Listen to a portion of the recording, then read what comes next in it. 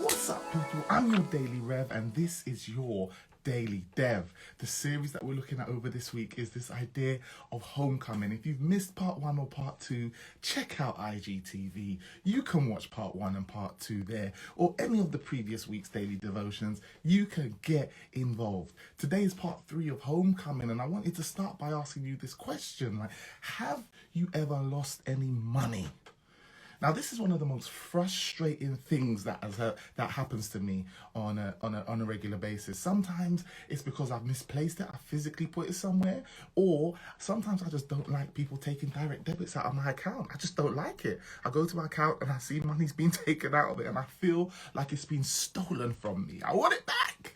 But the reality is, of course, there are things that have to be paid for. But when I've had money on my physical person, or I've had money in my car, or I've had money in my pocket, and for some reason I've misplaced it, it causes me a lot of frustration. It causes me anxiety. I think I work too flaming hard to lose money, and it annoys me no end. And as we're talking about this situation about homecoming, and we're talking about loss, one of the things that we can sometimes misplace is our money.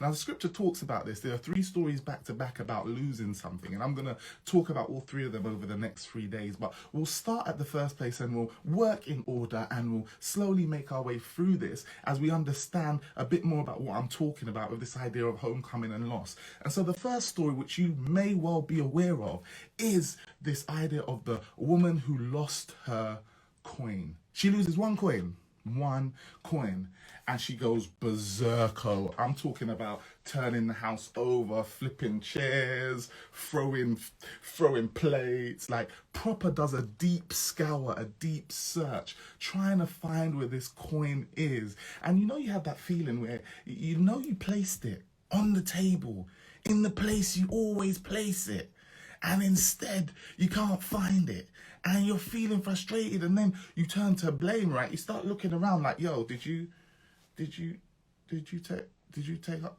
my money? Like, have mercy if you happen to live with someone, right? Then you're like, yo, you took my money, didn't you? Have mercy if you see that person walk into the room with something new on their person. You're like, how did you purchase that? Because I lost a tenner, and I see what you're wearing there cost about a tenner. And so you start going a bit crazy. You're just like, I need to find this money.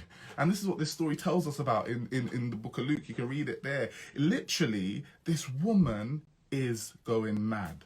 Now, of course, this is just a parable, a story, a allegory that Jesus teaches to make an underlying point, but it's a point well made, right? The best points are those that have an element of truth in, right? The best stories are those with an element of truth in. And understanding that one of the most frustrating things to lose is money, he really drills the point and hits the nail on the head. And this woman does everything, absolutely everything she can to find this money. And it's only one, right? She has 10 coins. It's only one, so it's only like 10%. Ain't a big deal. Like, come on, you got 90%. What's your beef? Like, what's your issue? But nevertheless, right, she wants this money. She must find this money. And what I love about this story is that it highlights so well this idea of what's going on with the thing, with the person who has lost the thing, right? So this highlights nicely what happens. The coin itself has no clue, has no idea, has no feelings towards its state, right? To its position. It's not there scratching its head thinking, I'm lost, right? I've misplaced my owner, right? The famous character in one of my favorite shows says, money ain't got no owners, only spenders, right? The coin's not worried about being lost, but the owner is deeply perturbed and concerned with where this coin is.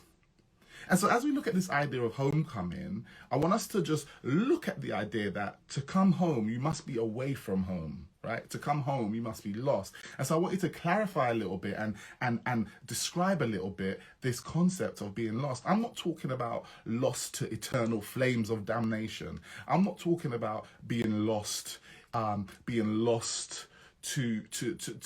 that type of notion, with that type of idea. I'm not talking about being lost in the grand scheme of things. This idea of being lost, the way Jesus describes it in the New Testament, and the way it's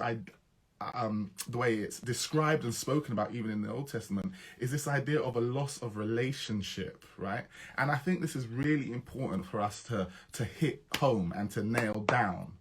Jesus is concerned, and God is concerned with a loss of relationship between every one of us watching this, every human that's ever lived, that will ever live, and himself. What he is most concerned about is the relationship between his creation and him.